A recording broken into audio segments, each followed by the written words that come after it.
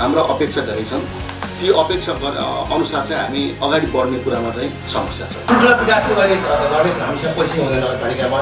सानातिना कुराहरू विकासहरू कृषि क्षेत्रको शिक्षा क्षेत्रका कुराहरूमा हामीले विकास गरेका छौँ। नागरिकमा अलिकति निराशाको छाइएको छ। त्यसले एउटा भ्याकुम, त्यसले एउटा रिक्तताको कारणले गर्दाखेरि फेरि अरू राजनीतिक दुर्घटना, राजनीतिक समस्याहरू आउने। र तपाईँ इतिहास हेर्नु पर्यो कि नेपाली काङ्ग्रेसले मात्रै यस्तो पार्टी हो जसले नेपालका सबै खालका सङ्कटहरूलाई एउटा राम्रो निष्कर्ष दिएको छ। अब उहाँले जे गतिविधि गरिराख्नु भएको छ त्यो चाहिँ अब झुटको खेती हो कि भन्ने शङ्का छ होइन। अब सहमति र सहभागितामा हामी पनि हातैमालो गर्न चाहन्छौँ। विद्रोही भूमिका होइन कि हरेक यसले बनाएको नगर सरकारले बनाएको बजेटहरूमा कानुन बनाउन 3 वर्षसम्म कानुन बनाउन नसकेको चाहिँ राज्यले अब कसरी यसको समाधान गर्ला भन्ने हामीलाई विश्वास छ। हामी जनताको बीचबाटै यो तल भुइँमै बसेर काम गरिरहेको कार्यकर्ता भएको हिसाबले हाम्रो अनुहारलाई यहाँका आम जनसमुदायले एउटा प्रिय सामाजिक कार्यकर्ताको रूपमा लिनुभएको छ।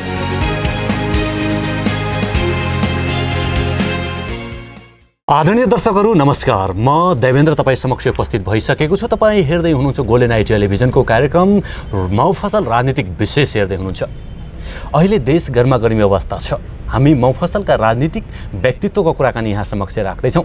स्थानीय स्तरमा राजनीतिले के गर्दैछन्, नेताहरूले के गर्दैछन्, विकासका कुरा गर्दैछन् या विनाशका कुराकानी गर्दैछन्, यही विषयमा कुराकानी गर्दैछौँ। हामी शुक्ला गण्डकी पुगेका छौँ अथवा चाहिँ हामी खैरिनटारमा छौँ र यहाँका नगर सभापति, नेपाली काङ्ग्रेसका उपसभापतिसँग कुराकानी राख्न चाहन्छु।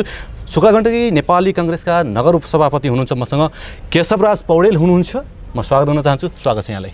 धन्यवाद। आराम हुनुहुन्छ? ठिक छ। स्वास्थ्य अवस्था कस्तो छ हजुरको? अहिलेसम्म ठिकै छ। यहाँको जनताको कस्तो छ? फेरि जनताको पनि खास गरी त्यति बिग्रेको स्थिति देखिँदैन। राम्रो छ, ठिकै छ। राजनीतिक अवस्था कस्तो छ? राजनीतिलाई, पार्टीलाई त अहिले चाहिँ पुरै अब राजनीतिक अवस्था त अब यो राजनीतिक अवस्था कस्तो छ? राजनीतिलाई, पार्टीलाई त अहिले चाहिँ पुरै अब राजनीतिक अवस्था त अब यो ठुलो पोखरी धमिलिरहेको अवस्था छ। यहाँ सक्नेले माछा मारेका छन्, नसक्ने हेरेर बसेका छन्। माछा मारेका छन् भन्नुको अर्थ के हो? खुलेर भनिदिनुहोस् दर्शकलाई। यो पुरै अब सत्ताको पछाडि लाग्नेहरूले केही स्वार्थ पनि लिएका छन्। केही समय बाहिर बस्नेहरू चाहिँ अब हारगुहार बसिरहेका छन्। नेपाली काङ्ग्रेस नेपालको पुरानो पार्टी भनेर तपाईँ भन्नुहुन्छ?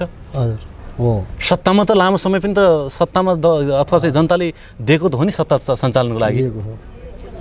अनि हामी अहिले चाहिँ अन्य सरकारलाई चाहिँ किन यसरी आरोप लाउँदैछौँ? आरोप त होइन, यो नेपाली काङ्ग्रेस मात्रै होइन आरोप लगाएको, स्वयं सत्ता पक्षकै नेताहरूले पनि आरोप लगाइरहेको अवस्था हो।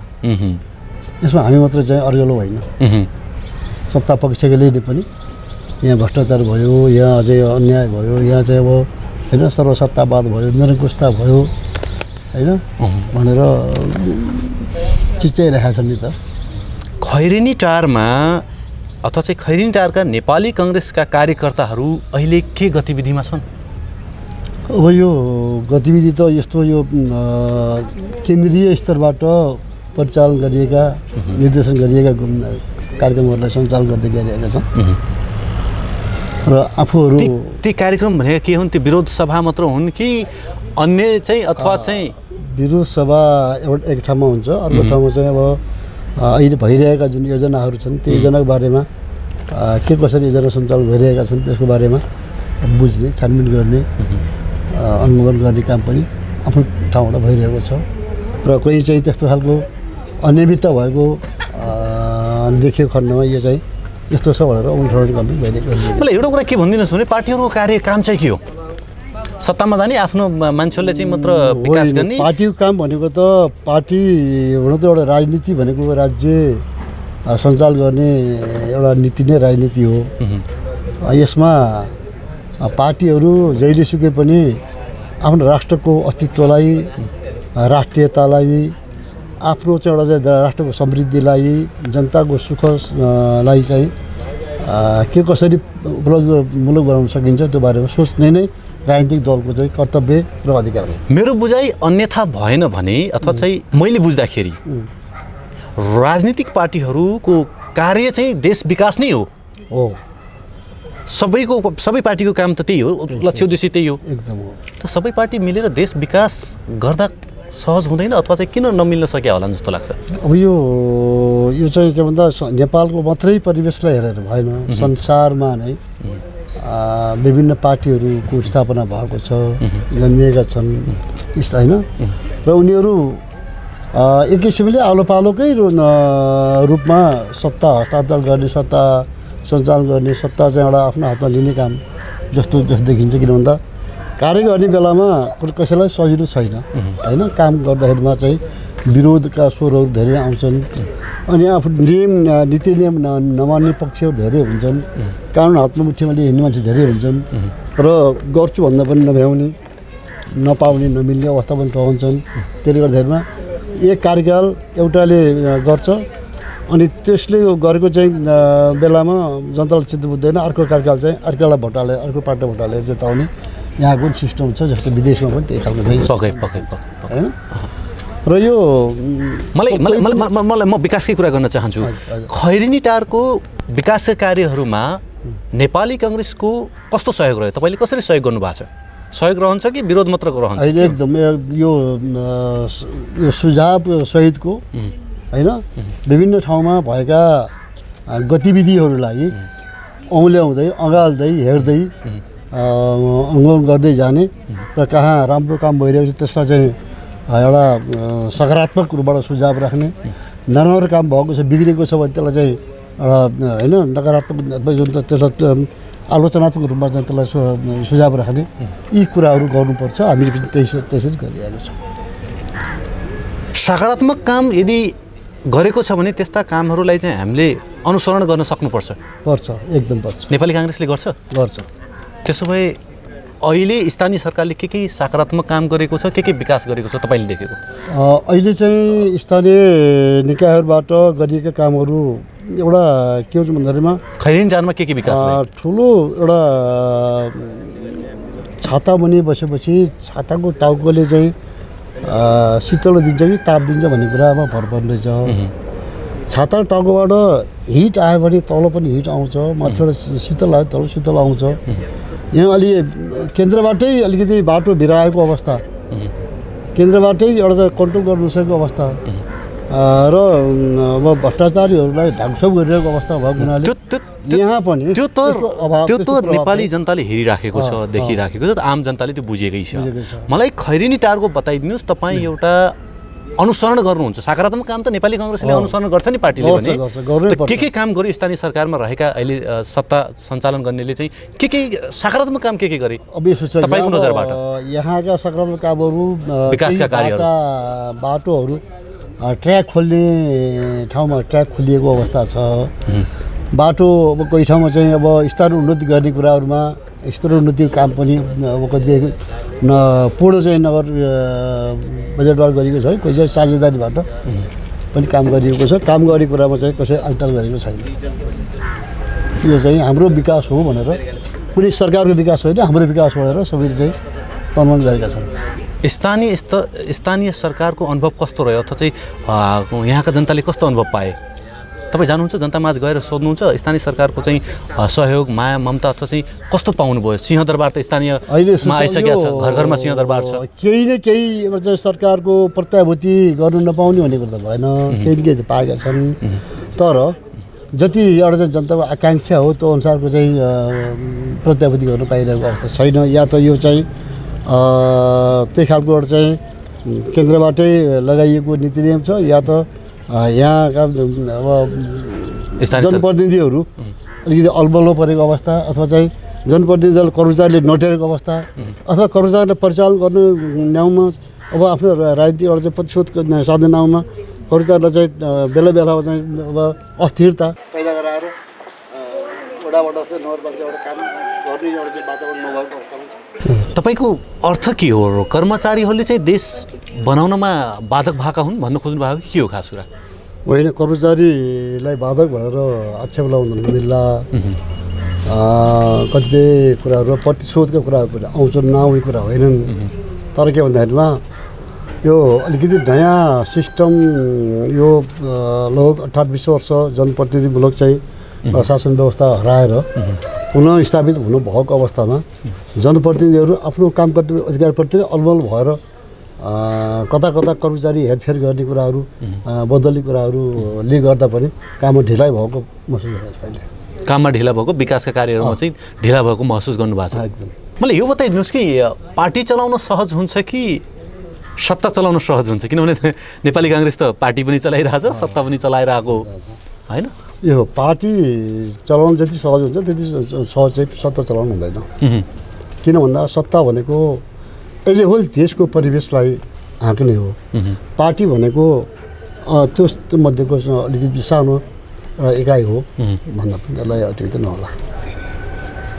पार्टी चलाउन सहज छ। सहज त कस्तो चल्दैछ तपाईँको पार्टी नेपाली काङ्ग्रेस चाहिँ खैरिनटारमा? होइन, खरिनटारमा हामी त अब पार्टीभित्र पनि सन्तुष्टि हुन्न नि कार्यकर्ताहरू? के छ अवस्था?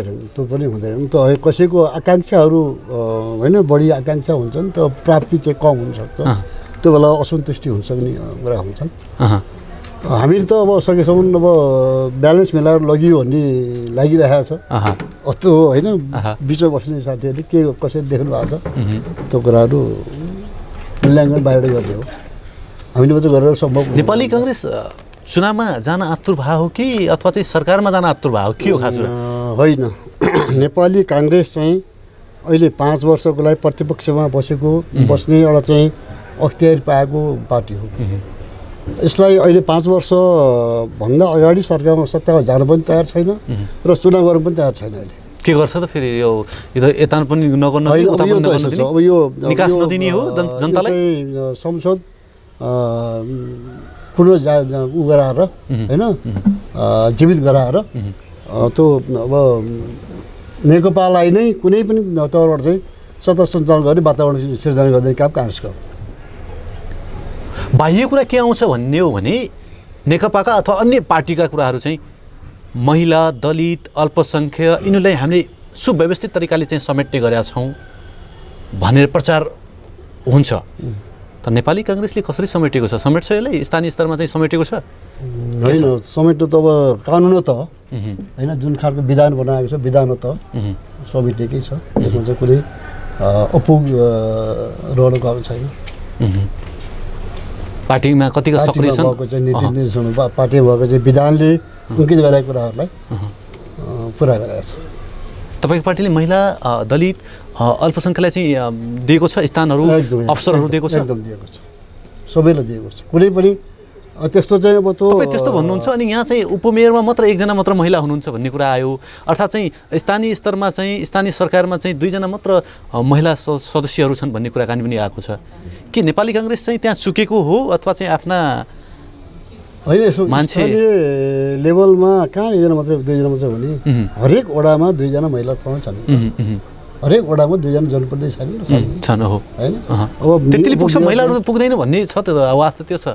नेपाली काङ्ग्रेसप्रति महिलाहरूको बढी विश्वास छ तर नेपाली काङ्ग्रेस किन पछाडि चुक्छ भन्ने हो होइन? आफ्नो घरको कामबाट अलिकति मुक्ति लिएर अलिकति अगाडि बढ्ने प्रण चाहिँ गर्नु पर्यो होइन?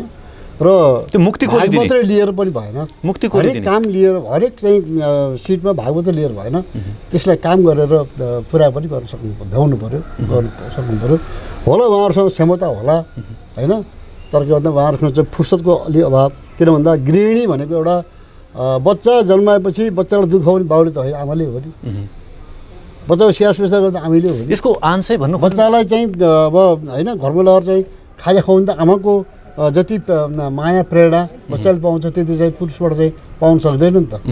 त्यस हुनाले पुरुषभन्दा महिला चाहिँ केही न केही बढी मात्रामा घरमा चाहिँ निहित हुनुपर्ने जरुरी छ। के बुझौँ यसलाई कसरी बुझौँ? आम दर्शकले हामीले के बुझ्नु पर्यो कि महिलालाई चाहिँ घरमा मात्र व्यवस्थित गर्ने होइन? कसरी अलि स्पष्ट खुलाइदिनुहोस्। व्यवस्थित गर्दा हुँदै होइन, घरमा पुरुषले सहज गरेर निभाइसके पछाडि सामाजिक काममा, राजनीतिक क्षेत्रमा, उद्योगको क्षेत्रमा अथवा हरेक क्षेत्रमा महिलाहरूको चाहिँ त्यति नै अगाडि बढ्नुपर्ने बाध्यता अथवा आवश्यकता त्यति नै छ। किन भन्दा हरेक चाहिँ एउटा अहिलेको एउटा उदाहरण के दिइरहेको भन्दाखेरिमा कुनै पनि योजनामा महिलाहरूको सक्रियता र अगुवाई छ भने त्यो योजना चाहिँ अलि राम्रोसँग पुरा हुन्छ अथवा त्यहाँ चाहिँ कुनै खालको चुहावट हुँदैन, समयमा चाहिँ एउटा पुरा हुन्छ भन्ने पनि हाम्रो एउटा चाहिँ धेरै एक्जाम्पलहरू छन्।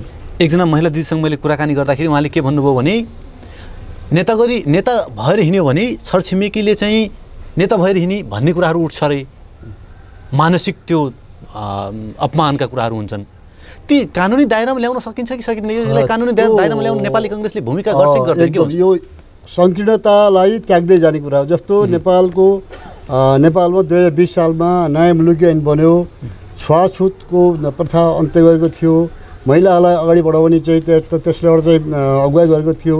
आजसम्म त्यो चाहिँ अब छुवाछुतको परम्परा अहिलेसम्म पनि पुरै चाहिँ अवशेष रहिरहेछ नि त। किन रहिराखेको छ? होइन, यो एकैचोटि जान मेटिन सक्दैन। कहिलेसम्म जाने? क्रमशः यसको चाहिँ एउटा यो पुस्तावाइज रूपमा चाहिँ यो अन्त्य हुन्छ भन्ने कुरा हाम्रो के गर्नुपर्छ त्यसका लागि? शैक्षिक मतलब हामीले अरू पुस्ताहरू कुर्नुपर्ने भयो? कुर्नुपर्ने विकल्प छैन। छोराहरूले अब हाम्रो हामीसँग त्यो खालको थियो भने हाम्रो छोराहरू अब यो भनेर कुनै जातिको बिचमा भेदभाव छैन। अब मलाई पहिलाको अनुसार केही बुझाइदिनुहोस् भने कानुनी दायरामा ल्याउनका लागि नेपाली काङ्ग्रेसले अथवा चाहिँ खैरेनीटार का कार्यकर्ताहरू, यहाँका नेपाली काङ्ग्रेसका नेतृत्वदायी भूमिकामा रहेका नेताहरूले कस्तो भूमिका गर्छन् अथवा चाहिँ कसरी उनीहरूलाई चाहिँ कानुनी दायरामा ल्याउँछन्?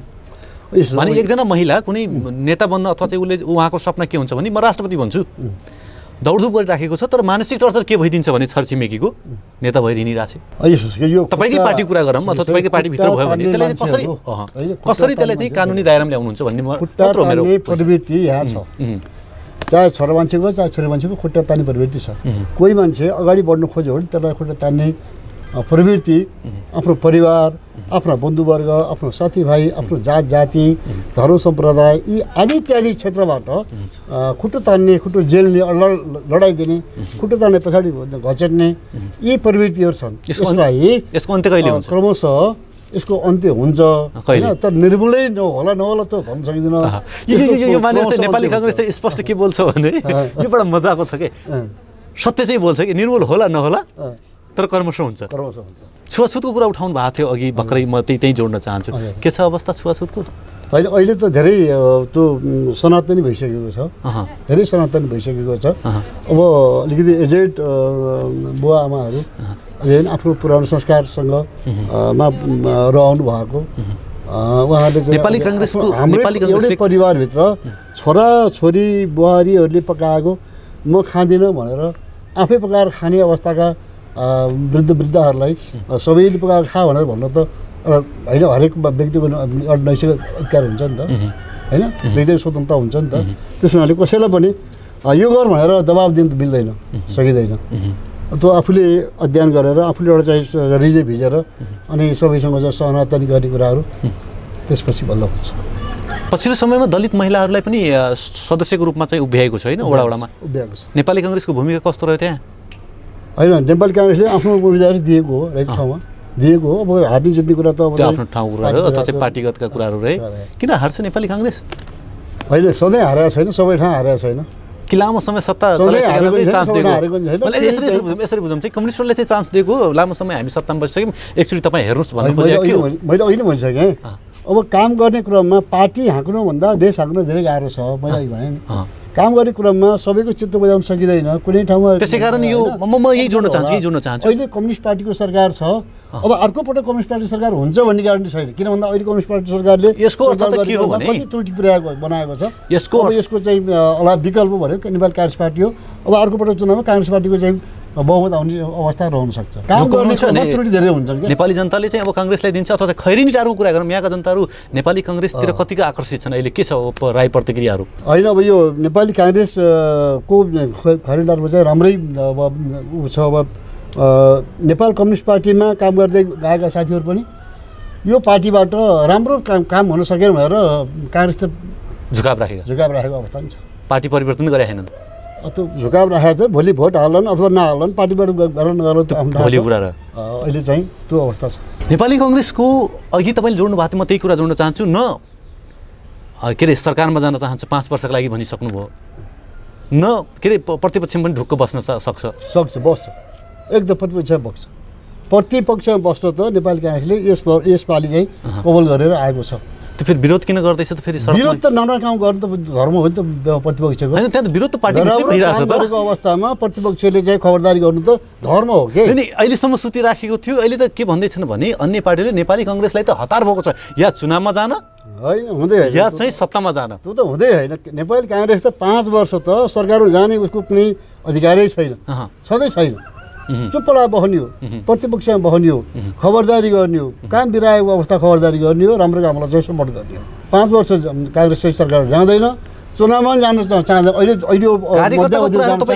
तपाईँ कार्यकर्ताको कुराहरू सुन्नुहुन्छ कार्यकर्ताको सुझाव सल्लाहहरू लिनुहुन्छ कि के हुन्छ अथवा चाहिँ नेतृत्व तहमा पुगेपछि आफ्नै एकहोरो मात्र प्रभाव हुन्छ सबैको सल्लाह सुझाव लिनु पर्यो कहाँ एक्लै जुन फाडेर पाइन्छ अनि नेपाली काङ्ग्रेसका कार्यकर्ता के भन्दैछन् अहिले चाहिँ सरकारमा जाने कि अथवा चाहिँ ठिक छ जे हजुरको निर्देशन छ यस सर अगाडि बढ्ने हो अब यो कुनै व्यक्ति विशेषको एउटा चाहना कुण्ठा होइन ती के छन् त्यो एज ए होल नेपाली काङ्ग्रेसको केन्द्रीय कमिटीबाट चुनाव पनि नजाने अनि यो सरकार नजाने भएर निर्णय भइरहेको अवस्था छ अब त्यसमध्येमा कुनै व्यक्तिको व्यक्तिगत इच्छा चाहना कसैलाई गुलाम गरेर केही फाइदा लिन पाइने अवस्था देखेर चाहिँ पछि लागेको अवस्था भयो भने त्यो एज ए होल काङ्ग्रेस जिम्मेवार हुँदैन त्यसमा केशवराज पौडेललाई अब चाहिँ नेपाली यहाँका अथवा चाहिँ हाम्रो चाहिँ खैरिनटारका दर्शकहरूले जनताहरूले चाहिँ कहाँ देख्छन् अबको यहाँको राजनीतिक केन्द्रबिन्दु के हो यो समाज सेवा राजनीतिक एउटा चाहिँ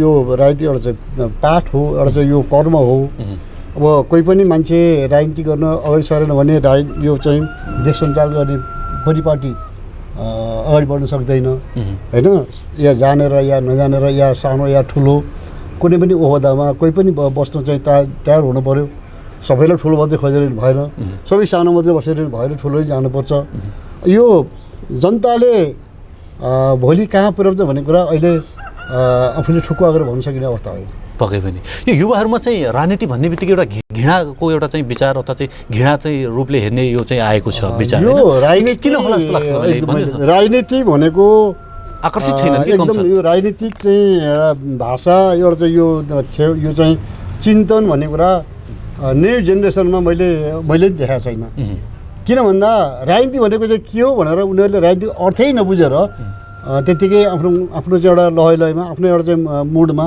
आफ्नै खेलबाडमा आफ्नो एउटा चाहिँ अमनचयनमा उनीहरू व्यस्त छन् राजनीतिक चिन्तन उनीहरूसँग नभएको हुनाले उनीहरूलाई राजनीतिक चाहिँ बारेमा केही चासो छैन बाबुआमाले यसो हो भनेर भन्दा कोही चाहिँ भड्केर अर्को ठाउँ जाने अथवा कोही चाहिँ बाबुआमाको नियन्त्रण रहने होला तर एज ए होल यो युवा सर्कलमा यो बिलो 20 को सर्कलमा राजनीतिक चिन्तन एकदम 60% चाहिँ छैन 40% चाहिँ होला 60% छैन धेरै धेरै धन्यवाद दिन चाहन्छु तपाईँले यहाँको राजनीतिक अवस्था र आफ्नो पार्टीको विषयमा आफ्नो पार्टीका काम कार्यहरू स्पष्ट रूपमा राखिदिनु भयो आभार व्यक्त गर्न चाहन्छु थ्याङ्क यू सो मच यहाँले मलाई यो हाम्रो के अरे यो golden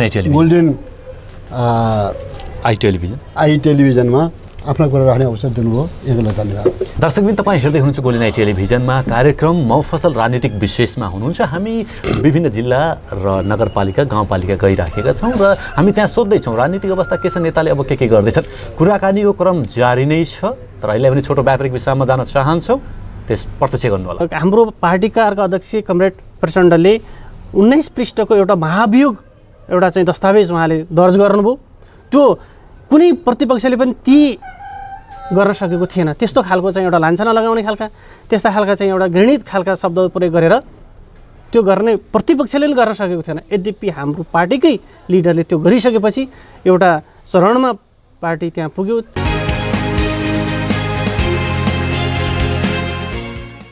CG Brows and Nails Training Institute, Chibledunga Pokhara, opposite to Vishal Bazar. Our services: nail extension and refill remove, eyelash extension, eyelash lifting, microblading, manicure pedicure, full body waxing, bikini wax, makeup, facial treatment, hair care, hair color, haircut and more.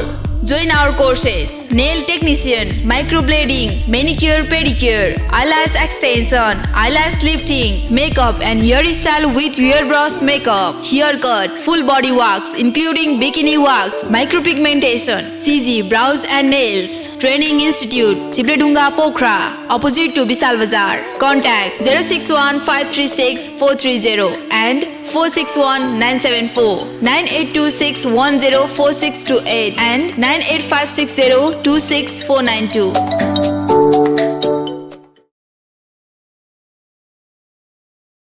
Arogyadham homoeopathic हस्पिटलमा निको भएका रोग र समस्याहरू, एक हर नचल्ने, मुख बाङ्गो हुने, बोल्न नसक्ने, बात, हाड जोड्ने, नसाका रोगहरू, युरिक एसिड, हड्डी खिएको, नसा च्यापिएको, ढाड दुख्ने, पायल्स, दिशा गर्न गाह्रो हुने, दिशा गर्दा रगत आउने, मासु पलाएको, फिसर, फिस्टुला, पिनास तथा नाकको एलर्जी, रुगा लागिरहने, दम बढ्ने, हाच्छु आउने, दम रोग, खोकी लागिरहने, कपाल झर्न तुरुन्तै रोक्ने, उमार्ने, लामो बनाउने, छालाका हरेक समस्याहरू, डन्डीफोर, चिलाउने, कालो पोतो आदि, महिनावारी गडबडी तथा स्त्री रोगहरू, टन्सिल, हात खुट्टामा आउने मुसा, पेटका नयाँ तथा पुरानो रोगहरू, ग्यास्ट्रिक, अल्सर, कब्जियत, भोक नलाग्ने, पेट पोल्ने, फुल्ने, अमिलो पानी आउने, मृगौलामा पत्थरी पर्ने जस्ता समस्याहरू आदि, उच्च रक्तचाप, सुगर र थाइरोइड जस्ता समस्या भएमा तुरुन्तै सम्पर्क गर्नुहोला। सम्पर्क आरोग्यधाम होमियोप्याथिक हस्पिटल प्राली तथा आरोग्य होमियो फार्मेसी, पोखरा 10 इन्द्रचोक, पोखरा रङ्गशाला नजिकै 24 घण्टा सेवा भइरहने जानकारी गराउँदछौँ।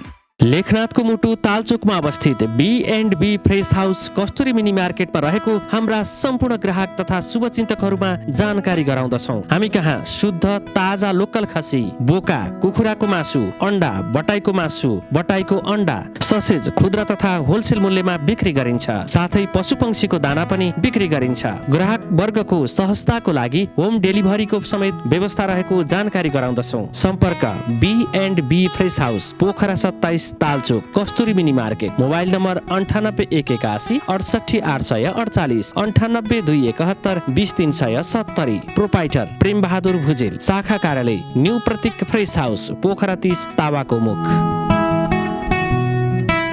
विगत 12 वर्षदेखि अन्नपूर्ण सुपरमार्केटभित्र रहेको DS hanger and dummy house अब नयाँ उत्साह सहित पन्थीगल्ली सर्वेश्वर मार्ग पन्थीरेरिया गाडीको घर एक तला माथि सुरु गरिएको जानकारी सम्पूर्ण ग्राहक वर्गमा गराउँदछौँ। हामी कहाँ ह्याङ्गर, च्यानल डमी, ब्राकेट, लुगा stand dummy, full dummy, half dummy, baby ladies पाइनुका साथै सम्पूर्ण पसल डेकोरेसनका सामानहरू पाइन्छ।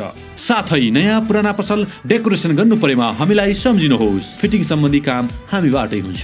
सम्पर्क DS hanger and dummy house, Sarveshwar Marg Panthigalli Pokhara. Phone number 061 530 496, mobile number 98 560 29 842, 98 462 030 80। Proprietor Deepak Prasad Sharma. Hello students, are you planning for abroad study for your bright future?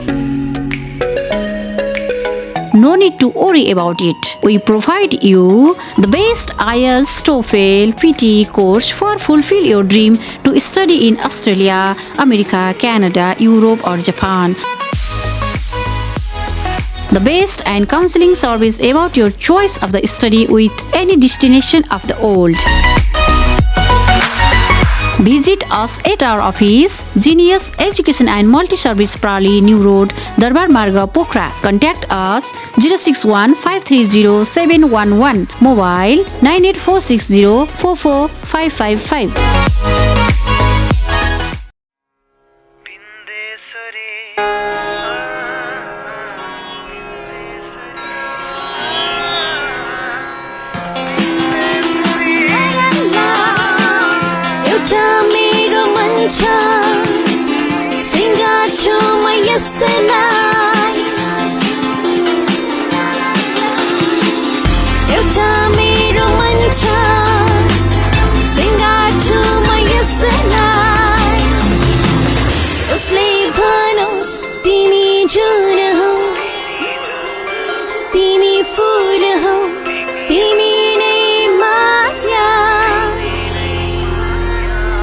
Bindesuri Home Center and Furniture. Furniture for all. पोखराको मुटु चिप्लेढुङ्गामा अवस्थित Himalayan garden market Chipledhunga Nepali Congress party कार्यालयसँगै हाम्रा सुविधाहरू: निशुल्क पार्किङको व्यवस्था, बाल उद्यानको सुविधा, बाबु नानीहरू खेल्नका लागि फराकिलो र सुरक्षित स्थान, झरना, प्राकृतिक मनोरम दृश्यको अवलोकनको लागि विशेष सुविधा, सस्तो र सुलभ मूल्यमा गुणस्तरीय वस्तुहरूको उपलब्धता, खाजा र मनोरञ्जनको लागि शान्त, सफा र सुरक्षित स्थानको उपलब्धता, व्यवसाय साथै सभ्य र उत्कृष्ट व्यवहारको पहिचान। हिमालयन गार्डन मार्केट उत्कृष्ट स्थान। सीमित सटरहरू मात्र बाँकी रहेकाले इच्छुकहरूले तुरुन्तै सम्पर्क गर्नुहोला। सम्पर्क Himalayan garden market, Chipledhunga 4, Pokhara, Kaski. Mobile number 98 460 32 154।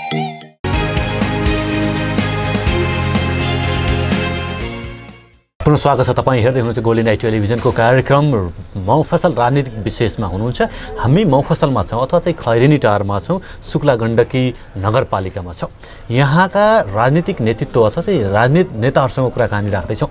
मसँग हुनुहुन्छ नेकपाका नगर कमिटी सदस्य, कार्यालय सदस्य हुनुहुन्छ। म उहाँलाई स्वागत गर्न चाहन्छु। रघुनाथ पौडेलजी हुनुहुन्छ, स्वागत छ यहाँलाई। धन्यवाद छ। आराम हुनुहुन्छ? हजुर ठिकै छ। पछिल्लो चरणमा पार्टीका कामहरू तीव्र गतिले दौड्दैछन् क्या हो है, के छ? अब एउटा राजनीतिक घटनाक्रमले त्यो पाठ सिकायो। हामी हिजो पार्टी एकीकरणको सिलसिलामा जुन मूर्त रूपमा कामहरू हुन पर्थे ती हुन सकेनन् विभिन्न अवरोधहरूका कारण। त्यसले गर्दा पार्टी एउटा चरणमा प्रवेश गरिसकेपछि अब त्यसलाई पार्टीका अहिले उब्जिएका समसामयिक घटनाक्रमहरूलाई जनताका सामु के हो त यथार्थ भनेर लिएर जानको निम्ति धेरै साथीहरू अहिले क्रियाशील हुनुहुन्छ। खैरेनी टारमा अथवा चाहिँ खैरेनी टारका कार्यकर्ता अथवा चाहिँ यहाँका जनताले कसरी बुझ्ने नेकपालाई? नेकपा विकासका लागि हो कि विनाशका लागि हो, केका लागि हो? अब स्वभावैले कुनै पनि राजनीतिक दल स्थापना भइसकेपछि विनाशको भन्ने शब्द त प्रयोग नगरौँ होइन, विकासकै निम्ति स्थापित हुने हो। लाखौँ जनताको बलिदानबाट प्राप्त विनाशलाई अथवा चाहिँ विकासलाई भन्दा पनि विनाशलाई छोडौँ अथवा चाहिँ विकास गर्ने नगर्नेमा जाऊँ ल। हजुरलाई अप्ठ्यारो हो त्यो? होइन होइन, मैले भन्न खोजेको के भने लाखौँ जनताको बलिदानबाट प्राप्त एउटा उद्देश्यले स्थापित पार्टीहरू विनाशतर्फ त जाँदैन नै होइन, विकासको देशको उन्नति र प्रगतिको समृद्धिको निम्ति नै लाग्ने हो। त्यही त विकासका लागि हो भन्ने हो भने 5 वर्षका लागि दिइसकेको होइन, स्थानीय सरकार पनि सबै तपाईँकै उसमा छ अथवा चाहिँ नेकपालाई नै छ होइन, प्रतिपक्षले त अहिले सहयोग गरेकै अवस्था छ नि त। यति गर्दा गर्दै पनि जनताले त सुख पाएन नि त। फेरि भोटको कुराहरू छन्, फेरि चुनावका कुराहरू छन्। राम्रो प्रश्न उब्जाउनु भयो। यसमा चाहिँ आम जनता, आम कार्यकर्ताले पनि एउटा यसको उत्तर खोजिरहेको छ। हामी त्यही उत्तरको चाहिँ जनतामा सूचित गर्ने उद्देश्यले हामी जनताको माझमा आज क्रियाशील छौँ। हजुरले भने जस्तै पार्टी उत्तर के हो त्यसको? त्यसको उत्तर के हो भने विकासै हो, विकासकै निम्ति हो, समृद्धिको निम्ति हो, आम जनताको जीवनस्तर उन्नतिको निम्ति नै हो पार्टी स्थापित हुने भनेको। र अहिले तपाईँको प्रश्नभित्र लुकेको प्रश्न के हो भने आज नेकपाको सरकार 2/3 झन्डै 2/3 नजिकको सरकार स्थापना भइरहँदा पनि किन आज चुनावको आवश्यकता पर्यो, किन अस्थिरताको एउटा भाडखलामा चाहिँ देशलाई हुमियो भन्ने खालको जुन एउटा प्रश्न छ तपाईँको, त्यो के हो भने हामीले हाम्रो स्तरबाट बुझेको जब नेकपाको सरकार झन्डै 2/3 सरकार स्थापना भइरहँदा केपी कमरेडले त्यसको नेतृत्व गरिरहँदा हामी कुन चरणमा थियौँ भने पार्टी नजुटिसकेको जुन एकीकरणको प्रक्रिया सुरुवात मात्रै भएको अवस्था थियो, एकीकरणका सारा कामहरू टुङ्गिएका थिएनन्। त्यो चरणबाट हामी अगाडि बढिरहँदा सरकार निर्वाचित सरकारलाई पनि लामो समयसम्म संस्था चाहिँ सञ्चालन गर्ने मौका भएन। एक त्यहाँ अवरोध भयो।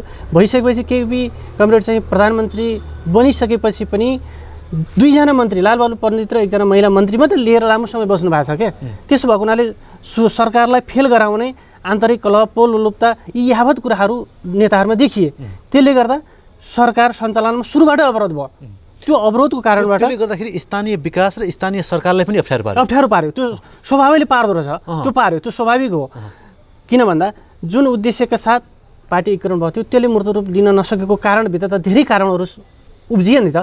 उब्जिसकेपछि त्यसलाई निराकरण गर्नुको साटो झन् त्यसलाई चाहिँ युवात्व कोणबाट मान्छेले चाहिँ नेताहरूले आफ्नो पदको निम्ति, आफ्नो शक्तिको निम्ति, आफ्नो आफन्तको निम्ति त्यहाँ जुड्न थाल्नुभयो, लाग्न थाल्नुभयो। सारा जनतालाई यो काम जतिको छर्लङ्ग छ, यी विषयहरू धेरै चाहिँ कोट्याउन जरुरी पनि छैन। त्यसले गर्दा सरकार सञ्चालन अवरोध भएपछि त सरकार त एउटा समृद्धिको निम्ति स्थापित सरकार हो नि त, त्यसले काम गर्नै नदिने वातावरण बनिसकेपछि, काम गर्नै नसकेपछि त सरकारले केही कामै गर्न सकेन। नसकिसकेपछि आज यो अवस्था सिर्जना गर्ने श्रृङ्खला त्यहाँबाटै भएको हो। त्यो थपिँदै थपिँदै थपिँदै थपिँदै जाँदा आज चाहिँ एउटा घटनाक्रमले एउटा भन्नैपर्छ यो वास्तवमा निर्वाचन हुन त लोकतन्त्रको सुन्दर पक्ष निर्वाचन नै हो होइन। जब सरकारमा हाम्रो पार्टीका अर्का अध्यक्ष कमरेड प्रचण्डले 19 पृष्ठको एउटा महाभियोग एउटा चाहिँ दस्तावेज उहाँले दर्ज गर्नुभयो, त्यो कुनै प्रतिपक्षले पनि ती गर्न सकेको थिएन। त्यस्तो खालको चाहिँ एउटा लान्छना लगाउने खालका, त्यस्ता खालका चाहिँ एउटा घृणित खालका शब्द प्रयोग गरेर त्यो गर्ने प्रतिपक्षले पनि गर्न सकेको थिएन। यद्यपि हाम्रो पार्टीकै लिडरले त्यो गरिसकेपछि एउटा चरणमा पार्टी त्यहाँ पुग्यो। त्यसपछि चाहिँ कस्तो भयो भन्नुहुन्छ भने सरकार सञ्चालन गर्ने कुराहरू, सरकारले गरेका राम्रा कामहरूलाई सारा कुराहरू छोडेर होइन सरकारले आफूले अवरोध गर्ने, फेरि उही चाहिँ भनिन्छ नि नेपाली जनताले त्यो सबै कुरा गतिविधि हेरिराखेका छन्। एकदम आजको ग्लोबलाइजेसनमा साध्यै नजिकबाट हेर्नु भएको छ सारा जनताले। के भनिदिनुहोस् भने अन्यलमा कहिलेसम्म बस्ने खैरेनी टारका जनताहरू कहिले निकास दिनुहुन्छ तपाईँ, या अर्को पार्टी चाहिने हो या प्रतिपक्षले निकास दिने हो? अब क्लियर गरिदिनुहोस्। यसमा मैले तपाईँलाई के भन्न सक्छु भने यही कुरा आज तपाईँले सोधिरहेको जनताको प्रश्न र हाम्रा शीर्षस्थ नेताहरू बिचमा पनि यी कुराहरू उठिसकेपछि प्रधानमन्त्रीले ठिक छ, यदि म असक्षम हो भने, मेरो पार्टी असक्षम हो भने, मेरो नेतृत्व असक्षम हो भने सक्षम नेतृत्व चुनेर पठाइदिनुहोस्। समृद्धिको यात्रामा मैले कहाँनिर के सहयोग गर्नुपर्छ म पछाडि बसेर गर्नुपर्छ, अथवा मेरै नेतृत्व सम्पन्न हुन्छ यदि भने तपाईँलाई विश्वास छ भने फेरि पनि मलाई जिताएर पठाउनुहोस् भनेर नै आज चुनाव घोषणा गर्नुपर्ने अवस्था सिर्जना भयो। तपाईँको प्रश्नको उत्तर यही नै हो। लोकतन्त्रको सुन्दर पक्ष भनेको त चुनावै हो नि त। चुनाव जनताले चाहिँ जिताएर पठाउनुहोस्, जसलाई आवश्यक ठान्नुहुन्छ। यदि मैले गल्ती गरेको छु भने मलाई कारवाही गरिदिनुहोस्, यदि राम्रो गरिरहेको छु भने मलाई चाहिँ पुरस्कृत गरेर पठाइदिनुहोस्। म चाहिँ एउटा टिम बनाएर राम्रोसँग काम गरेर अगाडि बढाउँछु। यहाँका जनतासँग चुनावको विषयमा चुनावमा आउँदैछौँ अथवा चाहिँ फेरि घर दैलो आउने सम्भावना छ भनेर भन्नुभएको छ, अथवा यहाँका जनताको प्रतिक्रिया बुझ्नु भएको छ, के छ?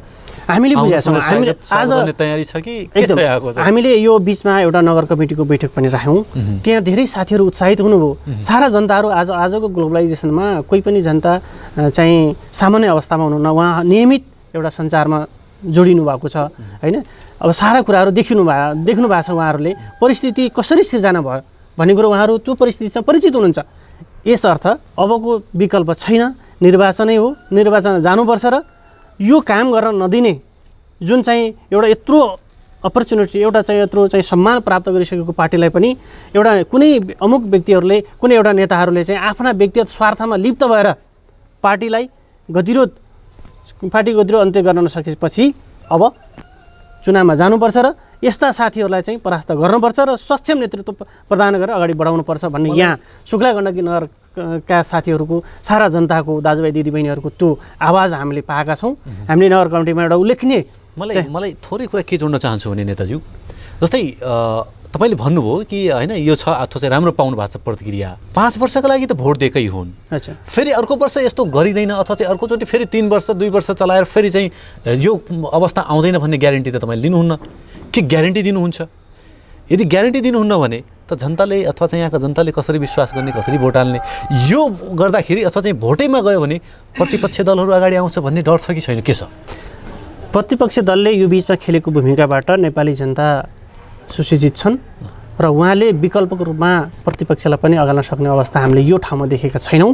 किन भन्दा कुनै पनि मुद्दाहरू अगाडि बढाइरहँदा उसले नेतृत्व गरेको सङ्गठन, उसले नेतृत्व गरेको सामुदायिक सारा हुन्छ नि, एउटा उसको चाहिँ योग्यता, क्षमता र दक्षताका आधारमा मूल्याङ्कन गर्ने हो जनताले त।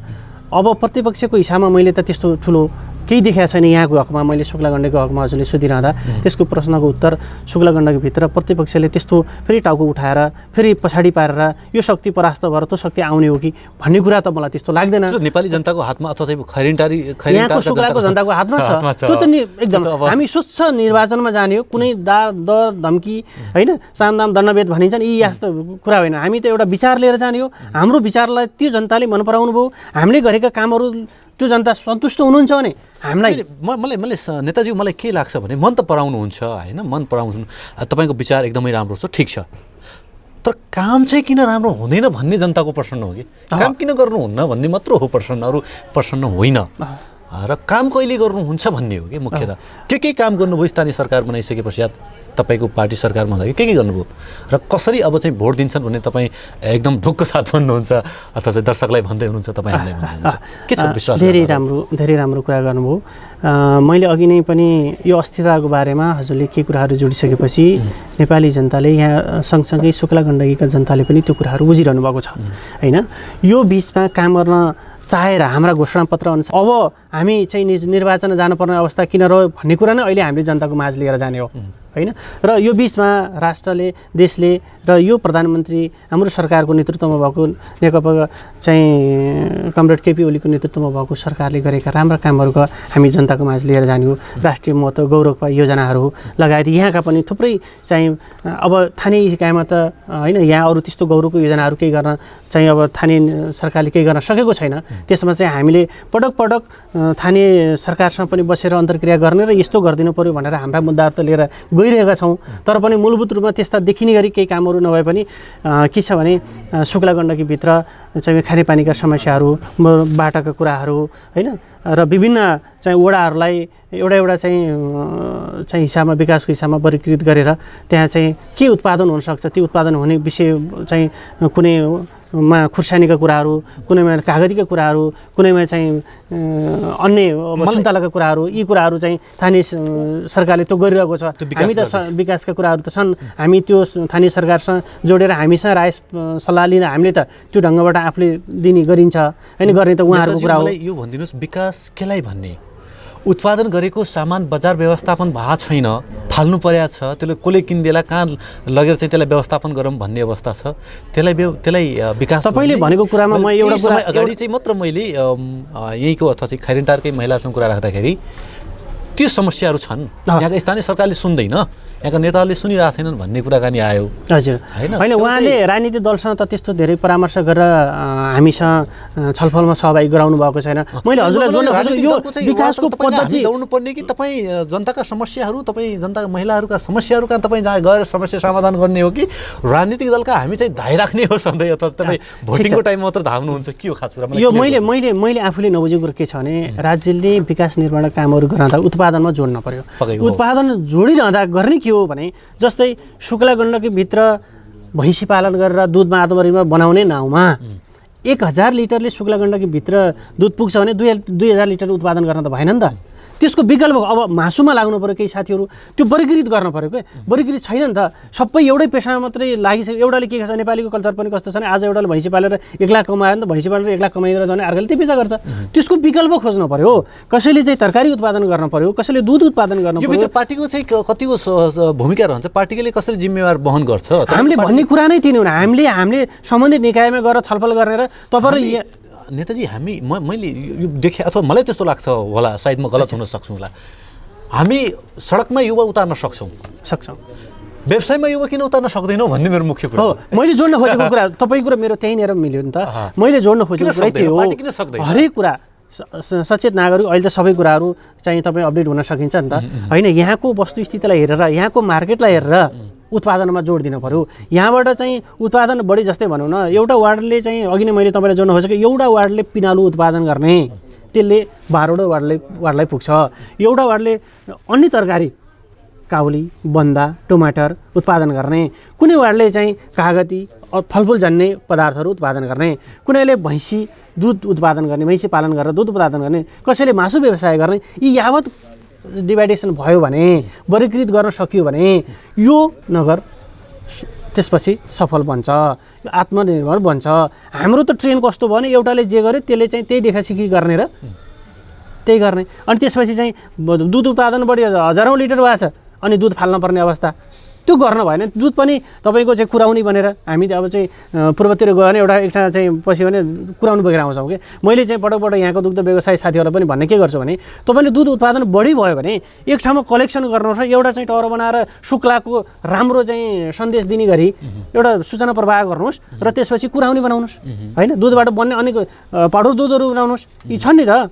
त्यस्तो नगर्ने, त्यो चाहिँ उत्पादन गरेको कुरा सरकारले किन्दैन, स्थानीय निकायले किन्दैन भनेर चाहिँ दुध बाटो फालेर त केही हुँदैन। किन्दिने भन्दा पनि त्यसलाई व्यवस्थापनमा चाहिँ सहयोग गरेन भन्ने मात्र गुनासो। फेरि उहाँहरूको किन्न त स्थानीय सरकारले किन्ने कुरा सक्दैन, त्यही त त्यसलाई व्यवस्थापन अथवा चाहिँ त्यसलाई आउट अफ डिस्ट्रिक्ट अथवा चाहिँ होइन अन्य जिल्लामा होइन त्यसलाई कसरी व्यवस्थापन गर्न सक्छ, त्यहाँ चाहिँ किन भूमिका गर्दैन भन्ने हो मेरो आन्सर। अर्को कुरा के रह्यो भने विकासका कार्य गरेर चाहिँ चर्चामा आउन मन लाग्दैन तपाईँहरूलाई? एकदम के हुन्छ उद्देश्य के राजनीतिक चाहिँ सडकमा आएर चाहिँ होइन सडकमै जनतालाई तताएर त्यो देखाएर अगाडि आएर भाषणै मात्र दिएर चाहिँ चर्चामा आउन मन लाग्छ, खास कुरा के हो भन्नु? होइन होइन, उद्देश्य अघि नै मैले भने लाखौँ जनताको बलिदानबाट सीमित मान्छेहरू होलान् राजनीतिमा लाएर व्यावसायिक नबन्ने होइन, अनि चाहिँ उद्यमशील नबन्ने र राजनीतिबाट विभिन्न खालका फाइदाहरू लिने केही त्यस्ता चाहिँ मनोवृत्तिबाट उत्पन्न भएका केही नेता कार्यकर्ता होलान्, ती उहाँहरूको बारेमा टिप्पणी गर्नु छैन। सभा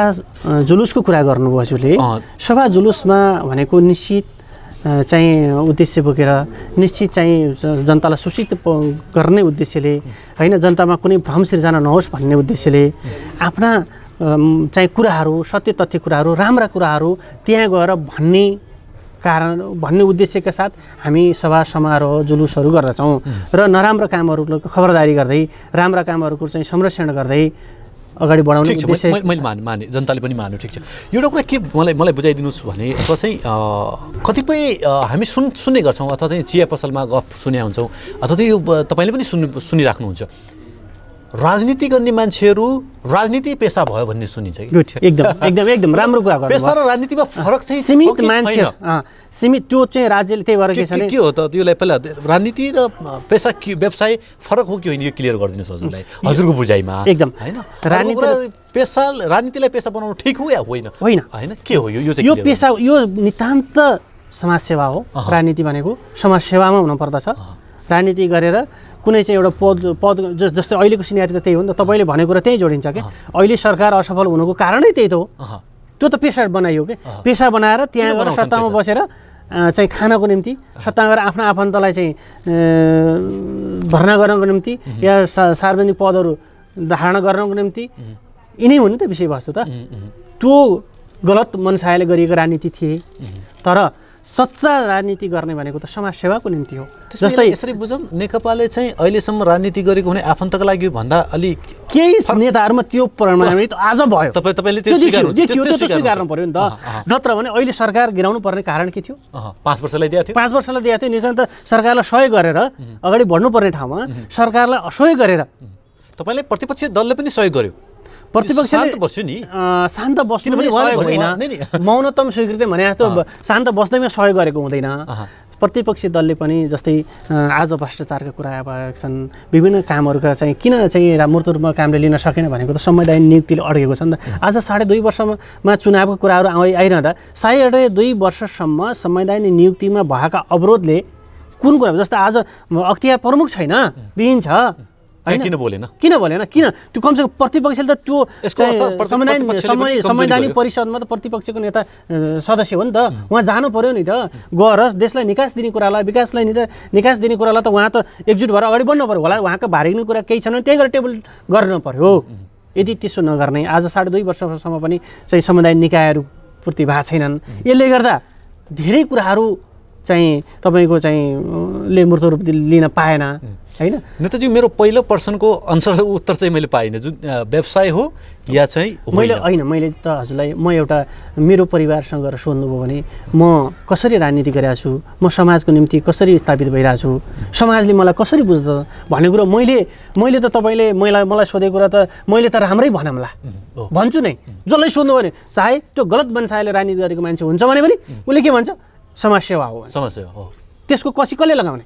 जनताले लगाउनु पर्यो। त्यो त जनता कहाँ सोध्ने प्रश्न हो। तर मैले भन्छु राजनीति भनेको विशुद्ध समाजसेवाको निम्ति हुनुपर्दछ हैन। खैरिनटारमा भएको छ, तपाईँले गरेर भएको छ त्यसो भए? हामी धेरै साथीहरू छौँ यस्ता। हामी म मात्रै छु भने म यहाँ धेरै साथीहरू लामबद्ध हुनुहुन्छ। नितान्त आफ्नो व्यक्तिगत परिवारलाई चाहिँ तपाईँको थातिर परिवारलाई एकछिन पखै भनेर पनि कार्यक्रम हिँड्ने धेरै साथीहरू हुन्छ। थोरै साथीहरू हुनलाई एउटा पदको निम्ति केही आर्जन गरौँला भनेर लाग्नुभयो होला, त्यो आउँठाममा छ। तर शुक्लामा चाहिँ हामी धेरै साथीहरू छौँ। क्षमतावान पनि हुनुहुन्छ, मिठो पनि बोल्नुहुन्छ, अन्तर्राष्ट्रिय लेभलका तपाईँले चाहिँ केही राजनीति तपाईँले चाहिँ पक्कै पनि बुझ्नु भएको छ। अन्तर्राष्ट्रिय लेभलमा चाहिँ व्यवसाय गरिसकेपछि मात्र राजनीतिमा हाम फाल्छन्। पूर्ण रूपले व्यवसाय गरिसके पश्चात, व्यवस्थापन भइसकेपछि, आर्थिक रूपले समृद्धि भएपछि मात्र राजनीतिमा आउँछन्, समस्यामा आउँछन्। तर हाम्रो विडम्बना छ, हामीले उल्टो गर्छ। एकदम त्यो कुरो स्वीकार्नुपर्दछ। त्यही भएर न मैले के भन्छु भने राजनीति गर्ने व्यक्तिहरू व्यवसायिक पनि हुनुपर्छ। आफ्नो परिवार जस्तै मेरो कुरा हुन्छ, म त व्यवसायिक पनि हो त, म एउटा व्यवसाय गर्छु, व्यवसायबाट थोरै पैसा त्यहाँबाट म हिँड्छु, त कुनै कार्यक्रममा जानु पऱ्यो, मलाई फ्युलको आवश्यक पर्दछ, मैले पार्टीप्रति चाहिँ कुनै जनताबाट उठाएर त मैले लिनु हुँदैन, जनतालाई त मैले त कुनै खालको दुःख दिनु हुँदैन होइन। मैले आफ्नो घरबाट चलिरहेको हुन्छु, त्यो भनेको त समाजसेवा हो नि त। त्यो मलाई कुनै पदको म पदप्रति लोलुपता पनि छैन र म राजनीति गरेर कमाउनुपर्छ भन्ने धारणा पनि राख्दिनँ। त्यो अपराध हो, राजनीतिमा अपराधीकरण भनिन्छ त्यसलाई। कोही साथीहरू त्यस्ता हुनुहुन्छ, हुनुहोला होइन, तर उहाँ सच्चै तपाईँले भने जस्तो विदेशमा चाहिँ के छ भने म पनि एउटा लाइन्सको एउटा मेम्बर हुँदाखेरि म श्रीलङ्कामा एउटा क्याबिनेट मिटिङमा गएको थिएँ। नेपालबाट प्रतिनिधित्व गर्ने अधिकांश युवा साथीहरू लाइन्समा लाग्यो, तर त्यहाँ चाहिँ मैले श्रीलङ्कनहरूसँग कुरा गर्दाखेरि त्यहाँ चाहिँ आफ्टर 50 जस्तो क्या तपाईँको रिटायर लाइफ जस्तो समस्यामा लाग्ने भनेको हामीले चाहिँ सारा व्यवस्था मिलाइसकेपछि अब के हो त गर्ने भन्दा जस्तो अहिले हाम्रो नेपालीहरूको कल्चर कस्तो छ भने बुढाबुढी चाहिँ धर्मकर्मतिर लाग्नुहुन्छ नि, एउटा निश्चित आफ्नो मापदण्ड छोराछोरीको बिहाबारी गरेर अम्काइसकेपछि अब के गर्ने त भने सामान्य भाँच्ने आधार एउटा छँदैछ। भाँच्ने आधार बनिसकेपछि अब मन्दिर जाने, भजन गाउने गर्ने भने जस्तो विदेशतिर के हुन्छ भने मन्दिरमा गएर भजन गाउनुभन्दा समाजसेवा गर्नु चाहिँ धर्म मानिन्छ। त्यसो भएको हुनाले त्यो धर्म त्यो त्यसरी के त्यो सिस्टम कहिले बस्ने नेपालमा त्यो आवश्यक छ। त्यसको नेतृत्व अबको युवाहरूले त्यो गर्नुपर्दछ। अब तपाईँ त्यो भन्नुहुन्छ अहिलेका युवाहरू चाहिँ राजनीति भन्यो भने चाहिँ यो त फोहोर खेल हो भन्छन् त। राजनीति सबै कुरालाई राजनीतिसँग जोडेर हुन्न। राजनीतिको आफ्नो चरणहरू छन्। विद्यार्थीको अखिल विद्यार्थीका आफ्नो हकितका निम्ति आवाज उठाउने विद्यार्थीहरू हुन्छन्, युवाहरूका हकितका निम्ति आवाज उठाउने युवा हुन्छन् र यो तोकणबाट युवाहरू स्वायत्त छैनन्, ती हाम्रो ठाउँमा छन् होइन। उनी चाहिँ एउटा राजनीतिक दलको चाहिँ वर्गीय सङ्गठन स्थापित छन्, त्यसले गर्दा झन्डा लिएर हिँड्दा राजनीति गरे जस्तो, त्यसले गर्दा यो विद्यार्थीको झन्डा लिएर हिँड्दा एउटा राजनीतिक दलको प्रतिनिधित्व गरे जस्तो, युवा सङ्घको चाहिँ नेवी सङ्घको अथवा चाहिँ तरुण दलको एउटा झन्डा बोकेर हिँडिरहँदा काङ्ग्रेसको चाहिँ युवा झन्डा बोके जस्तो त्यसरी जोडेर पनि हेर्न हुँदैन। युवा पनि आवश्यक छ। यो देश त युवाहरूको हो नि त, आज पनि हो र भोलि पनि हो नि होइन। मेरो क्वेसन के थियो भने मैले भन्नु खोजेँ अहिलेका युवाहरू चाहिँ राजनीतितिर त्यति आकर्षित छैनन्, अर्थात् चाहिँ तृष्णा आछ कि राजनीतितिर गर्नुहुन्न, यो ठिक छैन भन्ने बढी देखियो भन्न खोजेँ। तपाईँको प्रश्नको उत्तर त अहिले त्यहाँ जोडियो नि त। अहिले किन राजनीतिमा युवाहरू यसरी उम्रिए पहिला तपाईँले सोध्दै हुनुहुन्थ्यो, आज चाहिँ त्यसप्रतिको वितृष्णा किन जागृत हुँदै गयो त नि भन्ने तपाईँले सोध्दै हुनुहुन्छ। त्यसको प्रश्न त्यहाँ पनि छ। त्यो नेगेटिभ पाटोबाट हेर्दा त्यहाँ छ उत्तर। किन भन्दा राजनीतिमा सबै उमिसकेपछि राजनीति सबैले चाहिँ युवाहरू नै झन्डा बोकेर हिँड्न थालेपछि त्यो उद्यमशील बन्दैनन् कि भन्ने चिन्ता हो, पढ्दैनन् कि भन्ने चिन्ता हो होइन। अरू केही गर्दैनन् कि सारा चाहिँ अब राजनीति भनेर झन्डा बोकेर काङ्ग्रेस कम्युनिस्टको झन्डा बोकेर हिँडिरह्यो भने त्यसले चाहिँ भोलि त परिवार बिगार्न सक्छ। अहिले त कतिपय त्यस्तो पनि देखिया छ। त्यसले गर्दा चाहिँ युवाहरू जहाँ बाठा भइसक्यो भने हामीले प्रयोग मात्र भयो भन्न खोजे हो कि त्यो पनि हुनसक्छ केही हदसम्म, त्यो पनि हुनसक्छ। तर सुरुवात त युवाबाटै हुनु पऱ्यो नि त राजनीतिको होइन। राजनीतिको चाहिँ मेरुदण्ड भनेको विद्यार्थी युवा नै हो। त्यहीँबाट त्यही स्कुलिङबाट आएर उसले चाहिँ तमाम जनताका समस्याहरू तमाम चाहिँ वर्गीय सङ्गठनका समस्याहरू चाहिँ उसले बोकेर आइरहेको हुन्छ, उसले त्यसको प्रतिनिधित्व गरेर आइरहेको हुन्छ। र भोलि राजनीति दल भनेको त हामीले अहिले कसरी परिभाषित गरिरहेछौँ भने राजनीति भनेको काङ्ग्रेस या कम्युनिस्ट या कुनै यस्तो खालको पार्टी जुन निर्वाचन आयोगमा दर्ता भएको छ त्यो पार्टी राजनीति पार्टी हो भन्ने हिसाबले हामीले परिभाषित गर्न खोजिरहेछौँ होइन। राजनीति भनेको चाहिँ मैले अघि नै हजुरलाई भने विद्यार्थीका पनि आफ्नो मूलभूत समस्याहरू बोकेर आएको हुन्छन्, युवाहरूको आउँछन्, किसानहरूको आउँछन्। ती युवा त्यो कोणबाट राजनीति चाहिँ एउटा पार्टीसँग चाहिँ जोडिएको हुन्छ।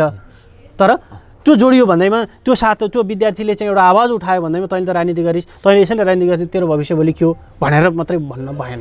किनभने उसले एउटाले झन्डा उठाइरहँदा एउटाले त्यो आवाज बुलन्द गरिरहँदा धेरै विद्यार्थीहरूको समस्याको चाहिँ त्यसले चाहिँ निराकरण गरिरहेको हुन्छ। लाखौँ विद्यार्थीहरूको आवाज उसले बोलिरहेको हुन्छ।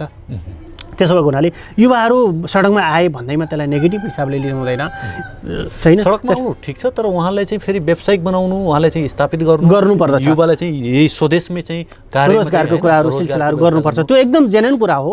मैले अघि लागू गर्नुहुन्छ र चाँडै लागू गर्नु होला, म यही गर्न चाहन्छु। अनि यसमा मेरो तर्फबाट मैले सकेको मैले मेरो समाजमा मेरो चाहिँ परिवारमा सारा कुराहरू तपाईँले भने जस्तै मैले एउटा समृद्धिको निम्ति होइन, सुख शान्ति र समृद्धिको निम्ति अब आफ्नो तर्फबाट आफ्नो बुद्धले भ्यासना गर्ने हो। म त्यो अभियानमा म निरन्तर लागिरहनेछु होइन। तपाईँले दिएको कुराहरू पनि तपाईँको सफलताको शुभकामना पनि म व्यक्त गर्न चाहन्छु र मिठो कुरा गरिदिनु भयो, आफ्नो विचार राखिदिनु भयो, खैरिनटारका समस्त विचार राखिदिनु भयो, आभार व्यक्त गर्न चाहन्छु। हस्, धन्यवाद छ। तपाईँको लोकप्रिय कार्यक्रम मार्फत मलाई पनि 2-4 शब्द बोल्ने एउटा शुभ अवसर प्राप्त दिनुभयो त्यसको लागि यहाँहरूप्रति हार्दिक धन्यवाद दिन चाहन्छु। हस्, धन्यवाद। तपाईँ हेर्दै हुनुहुन्छ गोल्डन नाइट टेलिभिजनमा कार्यक्रम मफसल राजनीतिक विषय हेर्दै हुनुहुन्छ। हामी खैरिनटारका यहाँका चाहिँ नेताहरूसँग कुराकानी राख्यौँ। अर्को हप्ता अर्को श्रृङ्खलामा अन्य ठाउँका राजनीतिक अवस्था लिएर उपस्थित हुने नै छौँ। त्यति बेलासम्मका लागि म देवेन्द्र बिदा चाहन्छु। हस्त, नमस्कार।